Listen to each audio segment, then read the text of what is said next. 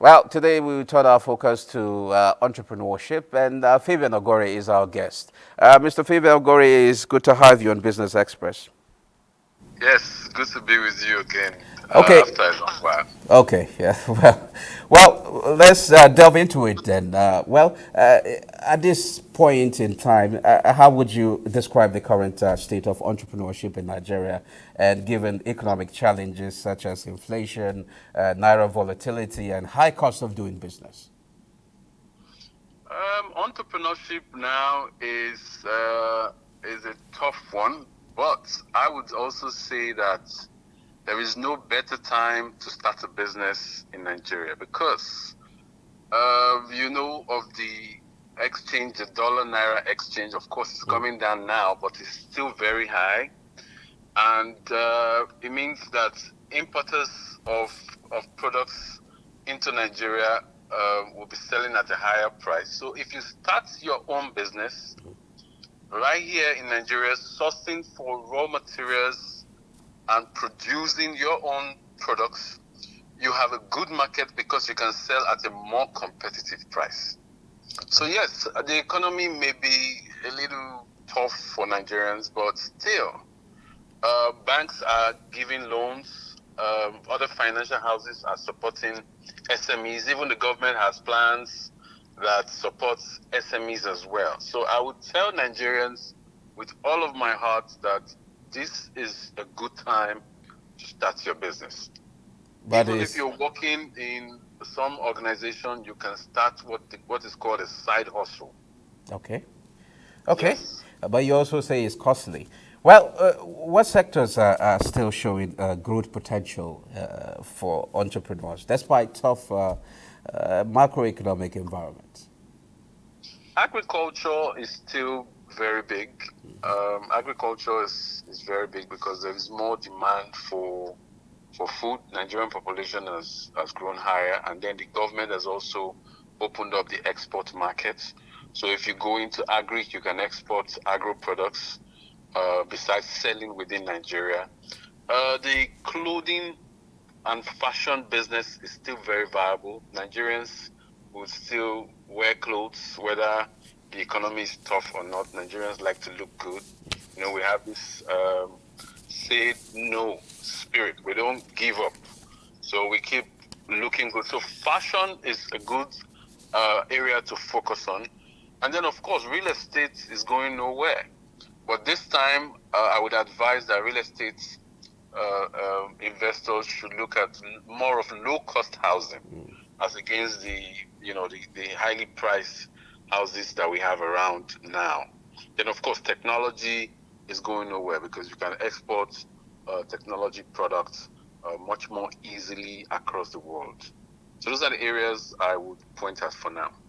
Okay, recently, Smeden just empowered some women through Grow Her program. And I'm wondering, what does this do to women entrepreneurship? What does it do to their inclusion in the whole economic activities and wealth creation? It's a pretty much very good program because I've always been a big advocate of women entrepreneurship, women empowerment, because I strongly believe that the woman is the keeper of the home. If you empower the woman, you have empowered the family. Because women will go the extra mile to ensure that their children are educated, that their families are well fed and taken care of. So the government's coming up with a program through Smeden to empower women. In fact, should build on it and take it across the 36 states. Because if we truly want to grow SMEs in Nigeria, we have to focus on empowering women in the area of entrepreneurship. So That, this is okay. a laudable program, and I completely support it, and I'm sure it will have great impact on our economy. Okay, talking about the cost of doing business, actually, many businesses are struggling to break even. What practical survival strategies Nigerian entrepreneurs currently adopting? I mean, you have been in that space. I think you can be able to tell us the current challenges there, Yes, I've been an entrepreneur for over 20 years, and what I can tell you currently, if you must survive as an entrepreneur in today's economy, you have to run a lean structure. A lean structure is critical to reduce overhead and also majorly to reduce distraction.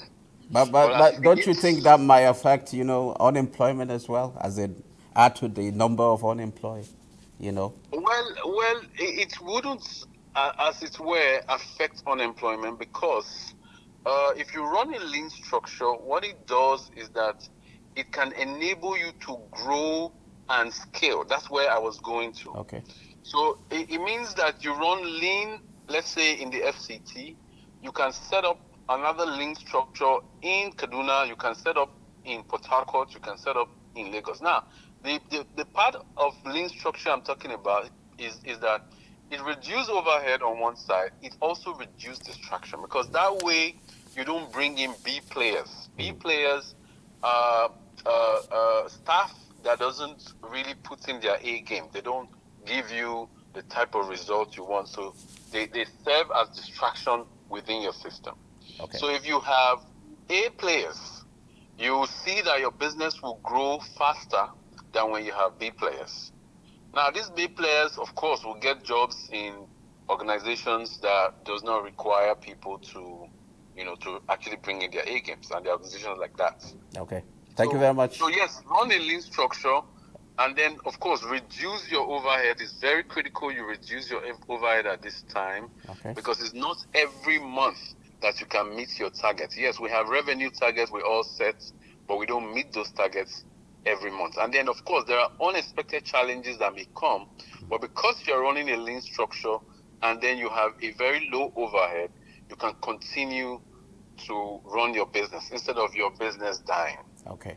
Thank you very much, Fabian Agore. It's been a pleasure having you again after being away for a very long time. I sure will show up in person very soon. Okay. Thank you. Good to hear your voice. Have a great one. Yeah. Bye bye.